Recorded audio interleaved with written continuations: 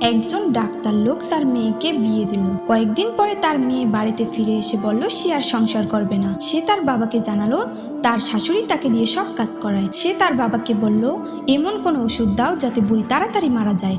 Doctor তার মেয়েকে বললেন আমি তোমাকে এমন ওষুধ দিব যা ধীরে ধীরে কাজ করবে, যাতে কেউ সন্দেহ না করে। তবে শর্ত হলো তুমি তোমার শাশুড়ির সাথে ভালো ব্যবহার করবে এবং আদর করবে, তার কথা শুনবে এবং তাকে সম্মান দেবে, তাহলে ওষুধ ঠিকমতো কাজ করবে। মেয়ে খুশি হয়ে ওষুধ নিয়ে গেল এবং প্রতিদিন শাশুড়ির সাথে ভালো ব্যবহার। কিছুদিন পর মেয়ের মনে তার শাশুড়ির প্রতি ভালোবাসার জন্ম নিল এবং সে বুঝতে পারলো যে তার শাশুড়িও তাকে ভালোবাসতে শুরু করেছে। কয়েক মাস পরে মেয়ে দৌড়ে বাবার কাছে এলো এবং কাঁদতে কাঁদতে বলল বাবা, দয়া করে আমাকে এমন কোনো ওষুধ দাও যাতে সেই আগের ওষুধের প্রভাব কাটিয়ে তুলতে পারি। আমি চাই না আমার শাশুড়ি মারা যাক, আমি তাকে ভালোবেসে ফেলেছি।